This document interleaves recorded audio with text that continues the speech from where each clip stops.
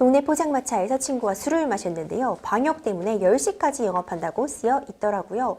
그런데 9시쯤 되니까 주문을 안 받고 9시 20분쯤 마감한다고 나가라고 하는 겁니다. 친구와 한창 얘기 중이었고 10시가 되지도 않았는데 불친절한 태도로 나가라고만 하니 화가 나더라고요. 술에 취한 탓인지 주인에게 따지다가 술병을 발로 차고 테이블을 밀치게 됐습니다. 테이블 상판이 찌그러지고 플라스틱 의자도 여러 개 부서지게 됐는데요. 결론적으로 업무 방해와 재물손괴로 신고가 됐습니다. 포장마차 주인은 합의를 안 해주겠다는 입장인데 어떻게 대처하면 좋을까요? 이런 사연이 접수가 되었습니다. 코로나19로 인해 영업시간 제한이 생기고 또 계속 시간이 바뀌면서 그동안 가게 주인과 손님 간 갈등이 좀 많았죠. 네네. 굉장히 뭐 실무적으로도 이런 사례가 많고 뭐 여담이지만 뭐 이 영업시간 제한 때문에 사실 술 좋아하시는 분들 술 좀 빨리 마시게 되는 경향이 있더라고요. 그렇군요. 네, 그래서 급하게 마시다 보니까 또 급히 취하게 되고 뭐 이러다 보니 또 사소한 분쟁들도 좀 많이 일어나는 것 같아요. 네. 그렇군요. 이 상담자님 경우 업무방해, 재물손괴 이런 것들 적용될 수 있지 않을까요? 네, 뭐 일단은 사안만 보면 좀 그럴 수도 있을 것 같습니다. 그래서 우리 형법 제 314조의 이제 업무방해죄는 위력으로 이런 경우 시비가 붙은 거겠죠. 이런 경우 사람의 업무를 장사를 방해한 경우겠죠. 이런 경우는 5년 이하의 징역에 처하도록 하고 있고요. 손괴죄 같은 경우에는 우리 제 형법 366조에 타인의 재물 또는 문서죠. 이런 부분에 효용을 해하게 되면 그 3년 이하의 징역에 처하도록 하고 있습니다. 변호사님, 지금 상담자님의 입장에서는 지금 포장마차 10시까지라고 영업시간이라고 쓰여 있지 않았냐. 그런데 실제 마감시간이 달랐기 때문에 내가 화가 나서 이런 일이 벌어진 거다.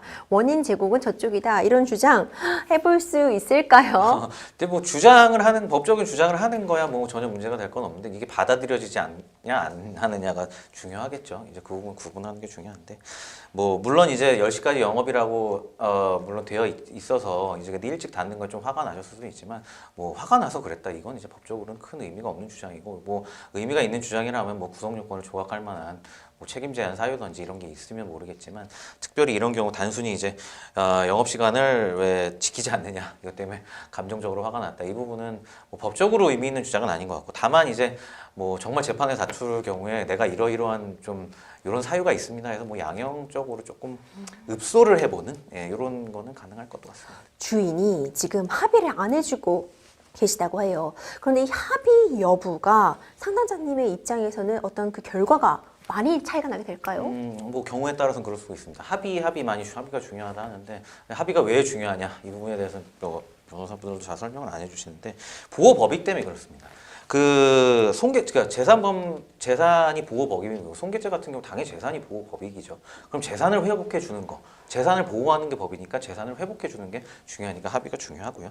업무방해 같은 경우에도 법익이 뭐 사람의 사회경제적 활동의 보호니까 그것도 어떻게 보면 경제적 가치를 보호하는 것, 특히 이제 이런 영업의 보호와 관련이 된 부분이기 때문에 이것도 가장 중요한 게 어떻게 보면 그 손해본 부분을 돈으로 배상해 드리는 것이 중요할 수 있죠. 그래서 보호법익에 따라서 판단하면 합의는 굉장히 중요한 부분에 해당합니다. 그렇군요.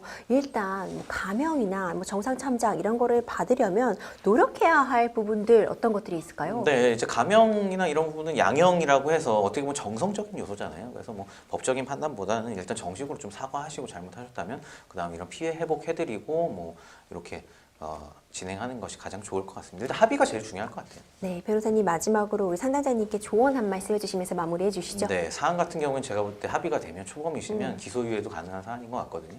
그러니까 꼭 합의할 수 있도록 노력해 주시면 좋을 것 같습니다. 네, 아무쪼록 변호사님 조언 말씀 잘 확인하셔서 좀 원만하게 해결되시기를 바라봅니다.